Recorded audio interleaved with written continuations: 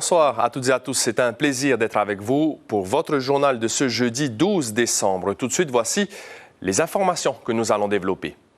Le conflit social initié par la frappe a eu un impact économique majeur, mais a aussi écorné l'image de notre destination. Certains touristes vont repartir amers entre dépenses supplémentaires et voyages annulés. Ces 5 jours de grève vont coûter cher. Des sans-domicile fixe aux abords du centre Tamanu à Punaauia. Les commerçants ont tenté de saisir la commune, mais rien n'y fait. Ils sont toujours là. Certains sont agressifs et grossiers. Nous ferons le point sur cette situation, car il sera question de cette extrême précarité avec notre invité, Moirani Amaru, responsable du bureau des sans-abri à la direction des solidarités, de la famille et de l'égalité. C'est la belle histoire de ce soir, les retrouvailles entre Malo, un enfant polynésien adopté par un couple de métropolitains, et sa maman biologique. Garder ce lien familial et faire connaître à Malo ses origines, c'était essentiel pour ses parents adoptifs.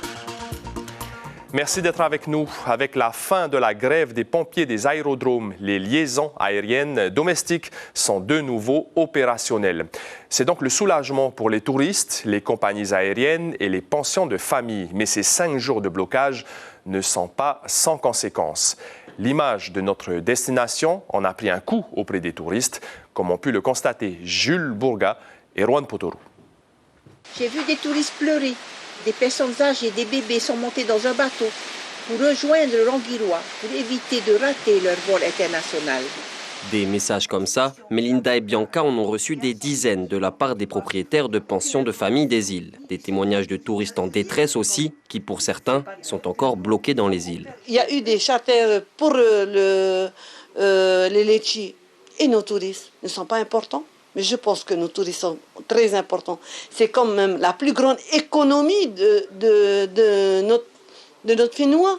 Les pensions de famille ont fait des faveurs aux touristes. 50% de remise pour les nuits supplémentaires par-ci. Visite d'une ferme perlière gratuite par-là. Mais pour certains des 800 touristes impactés par les 5 jours de grève, difficile de profiter dans ce contexte. Je vis leur situation. Hein. Quand tu entends qu'il y a eu plusieurs touristes qui ont raté leur vol international et qui sont obligés maintenant de racheter un autre billet. Vous voyez un peu la destination où c'est toute une vie pour venir nous visiter, et sur un coup de baguette magique, eh ben, on a détruit tout ça. Et ils vont se rappeler de la Polynésie. Hein. Heureusement, les avions reprennent petit à petit leur rythme normal et certains touristes sont plus ou moins passés entre les gouttes. Je devais rentrer en France le 19 et ils m'ont donné un vol de Hao à Tahiti le 25 décembre. Donc ça n'allait pas le faire au niveau du timing. Et du coup, heureusement que ça s'est débloqué les grèves parce que sinon, j'aurais pas pu rentrer en France. Quand j'ai su que je pouvais potentiellement pas partir aux Marquises, j'étais super triste. Je crois que j'ai pleuré toute la journée. Par chance, la grève elle s'est arrêtée le lendemain. Et du coup, je peux partir. Mais j'avoue que si j'avais pas pu partir, j'aurais été dégoûtée. Pour les compagnies aériennes, les agences de voyage ou les pensions de famille, ce n'est pas encore l'heure du bilan. Mais la paralysie des avions a entraîné des pertes lourdes. Après une année 2024 très positive pour le secteur du tourisme, premier secteur économique du Fénois, le mois de décembre lui met du plomb dans l'aile. Ils sont près de 700 SDF à Papeete, mais des oiseaux de la rue, il y en a dans toutes les communes. À Punaauia, des commerçants du centre Tamanu, on croise tous les jours. Ils font la manche, squattent les entrées des boutiques et sont très gentils habituellement, mais certains se montrent parfois grossiers et agressifs. Les commerçants ont écrit une lettre à la mairie de Punaauia pour les alerter. Les détails avec Ismaël Tahiata et Jérôme Lee. Très souvent, ils sont là avant même l'ouverture.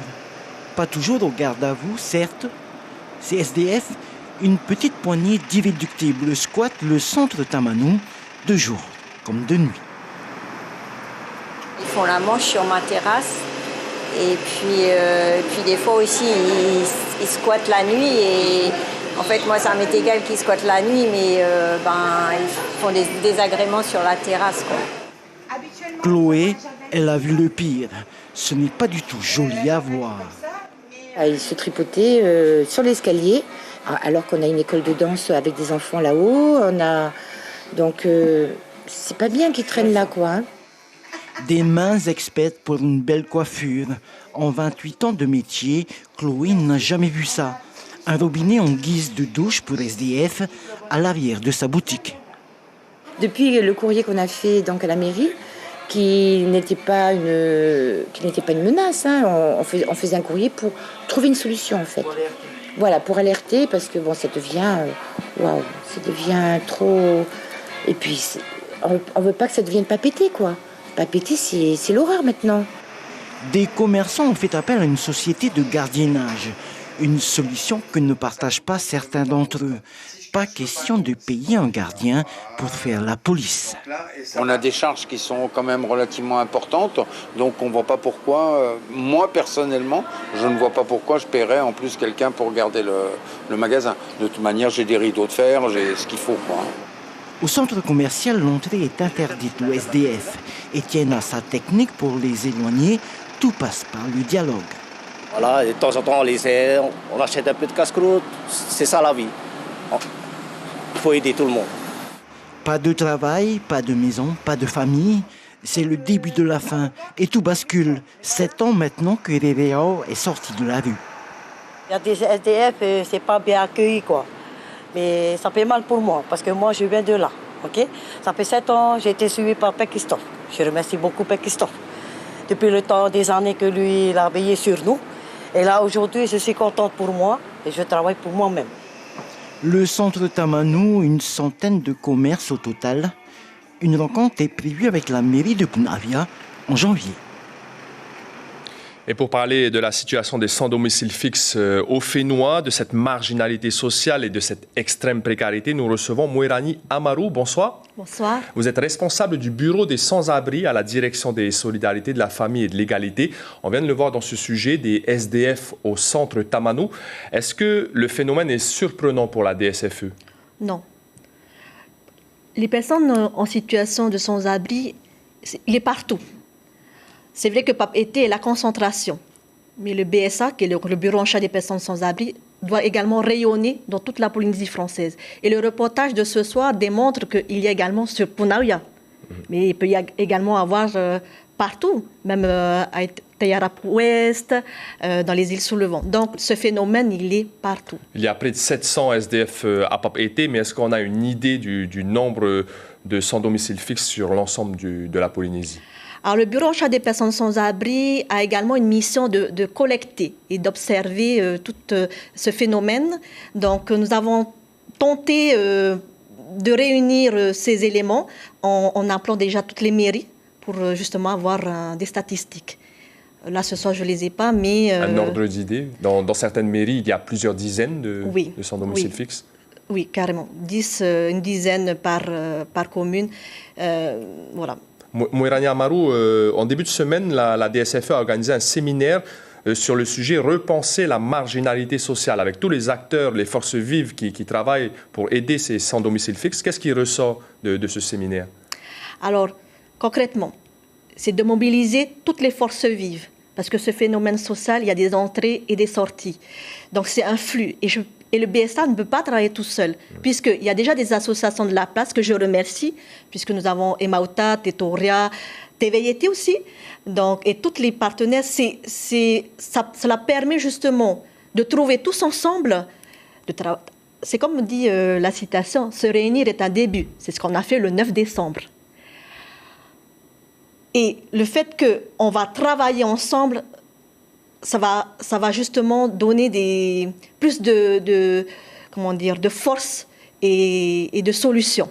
Mais on peut pas retirer cette agressivité de certains. Certains sont grossiers, mais on parle de SDF aussi pour certains qui sont traumatisés parce qu'ils ont vécu. Effectivement, parce qu'au fait, les personnes sans abri, moi je préfère dire les personnes extraordinaires, ils ont eu un parcours difficile, puisque nous avons des ruptures dans leur situation de vie, parfois de la maltraitance, ou des personnes âgées où on spolie leur argent, ou justement des personnes détenues qui ne peuvent plus rentrer chez eux parce qu'il y a une interdiction judiciaire. Mais pour les aider, Moirani Amarou, il y a plusieurs aspects sur lesquels vous les aidez, professionnellement, au niveau sanitaire également. Est-ce que vous pouvez nous détailler cela rapidement? Alors, tout simplement, nous sommes là pour faciliter et fluidifier les parcours, puisqu'un usager rencontre des freins au niveau du parcours social, au niveau de l'insertion professionnelle, du logement, hébergement, scolaire et de la santé. Et donc pour cela, il faut que, en tant que coordinatrice de projet, qui est donc mon rôle, c'est de réunir ces partenaires clés, quand je vais appeler la table de concertation, pour justement qu'on puisse trouver ensemble. C'est qu'ensemble qu'on peut trouver des solutions. Comme le reportage disait, pour Naouya, il y a également des problèmes. Nous, on a déjà aussi commencé avec la police municipale de Papeete, par rapport aux commerçants de Papeete aussi. Donc, c'est un sujet qu'on connaît. Et je pense que dès demain, avec la mairie de Punaouia, on pourra travailler ensemble. Merci beaucoup, Mouerani Amarou. Je rappelle que vous êtes responsable du bureau des sans-abri à la direction des solidarités, de la famille et de l'égalité. Et rappelons aussi qu'il y a des SDF qui se réinsèrent dans la vie sociale. Merci beaucoup. Merci. Le budget du pays pour l'exercice 2025 a été adopté après 4 jours de débat à l'Assemblée de Polynésie. Il a augmenté de près de 6 milliards par rapport au budget de l'année dernière. Il représente 170,3 milliards, 126 milliards en dépenses de fonctionnement, 44 milliards en investissement. Le budget a été adopté avec les 38 voix de la majorité. Le groupe Tapura a voté contre et les non-inscrits se sont abstenus. À noter, parmi les investissements, 5 milliards seront débloqués pour la construction de 500 maisons OPH. Elle a été bâtie entre 1843 et 1845. La prison de Taiohae fait partie des 3 plus anciens bâtiments de Polynésie, encore en usage, avec le bâtiment de la subdivision des Marquises et la résidence de l'administrateur d'État. La prison de Taiohae est la plus petite de France, avec un maximum de 5 détenus à la fois. Pour faire connaître l'histoire de ce bâtiment historique de 180 ans, des agents pénitentiaires de Nukuhiva et leurs prisonniers ont travaillé pendant plusieurs mois à l'élaboration d'un panneau retraçant la genèse de ce bâtiment historique. La prison a d'abord été une cathédrale temporaire, une école, puis un magasin général avant de devenir une maison d'arrêt. Ce panneau a été inauguré cette semaine. Écoutez Jeffrey Tehiva, agent pénitentiaire de Nukuhiva, au micro de Marie Curva. Le projet a été aussi un moyen pour les détenus de pouvoir montrer leur savoir-faire et de pouvoir sculpter toute la partie extérieure de la plaque. Donc c'est de belles sculptures qui ont été faites par nos prisonniers qui sont actuellement détenus. Et c'est une victoire pour eux et une victoire aussi pour nous qui avons la mission de réinsertion. L'amour n'a pas de frontières et ce n'est pas Malo Houé qui dira le contraire. Ce petit garçon de 8 ans, adopté à sa naissance par Tiffaine et Laurent, a grandi dans le sud de la France. Né d'une mère tahitienne, il est revenu cette année pour rencontrer Anne-Marie Teapiki, celle qui a fait le choix déchirant de faire adopter son fils, car elle est sans domicile fixe. Kaline Liénard et Mirko Vonfo ont assisté à leur retrouvaille. C'est la magie de l'adoption à la polynésienne qui permet de garder des liens avec la famille biologique. Malo est un enfant Fa'amou. Tiffaine et Laurent l'ont adopté il y a 8 ans quand ils ont rencontré Anne-Marie, à l'époque âgée d'une trentaine d'années. Contente de le revoir, qu'il va bien. Comment tu le trouves ? Très beau. Et très poli aussi. Qu'est-ce que tu lui souhaites ?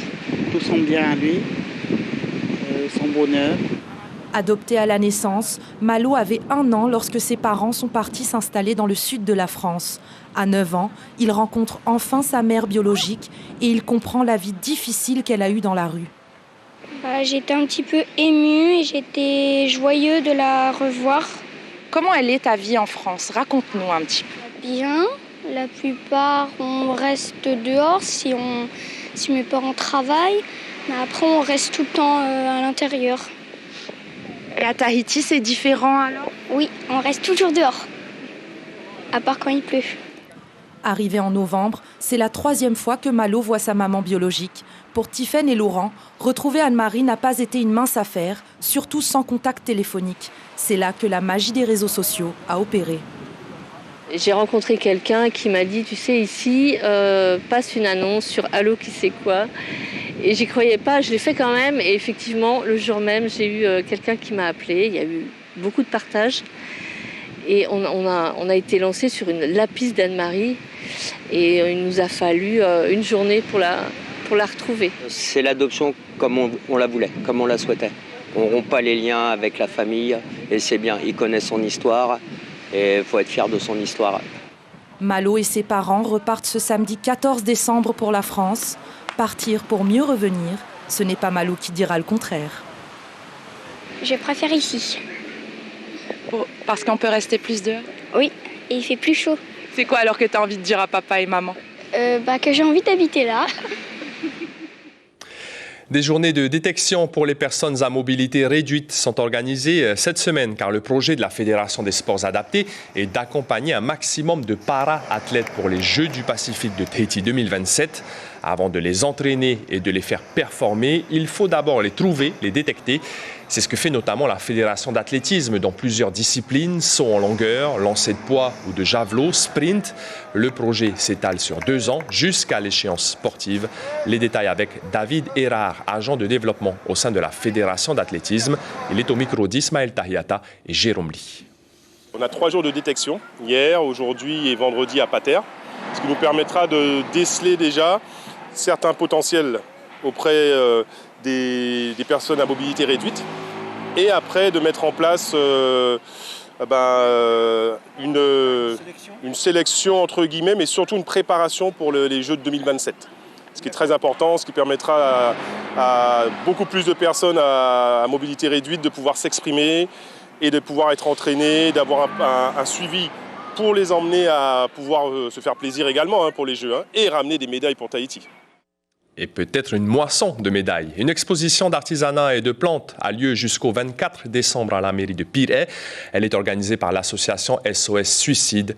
À partir de lundi, il y aura d'ailleurs des ateliers de formation pour devenir sentinelle de prévention, animés par SOS Suicide, la police.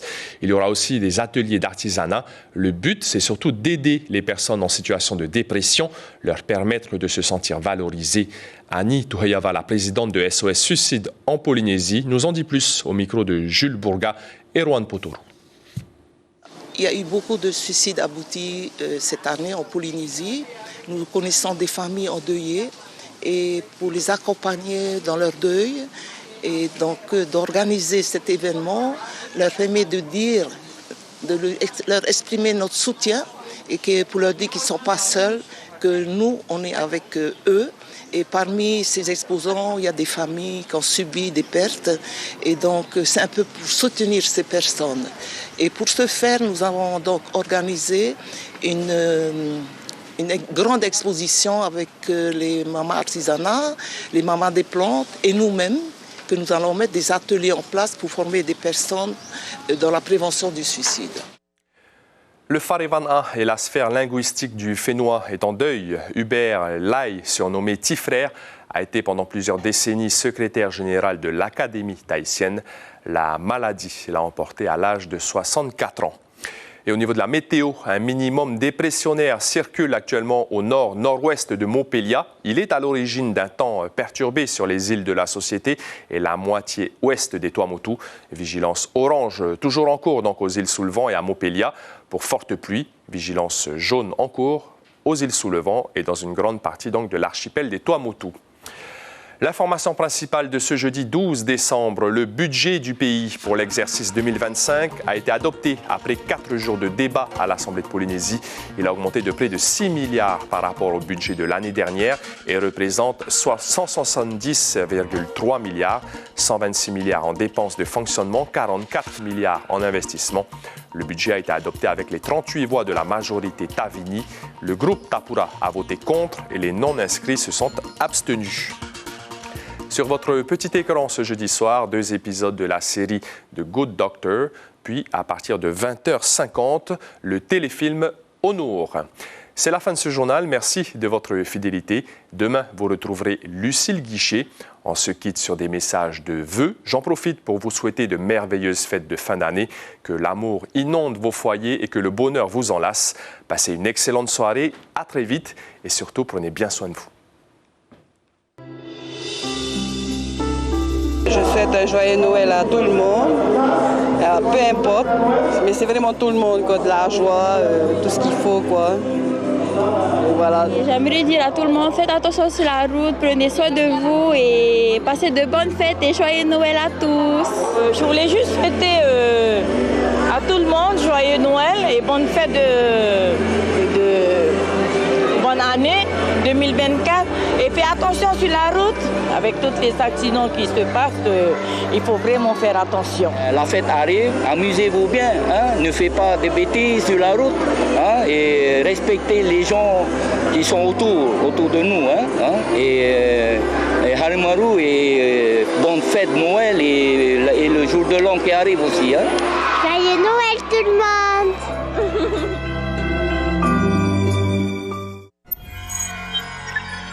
Retrouvez ce programme en replay sur notre site internet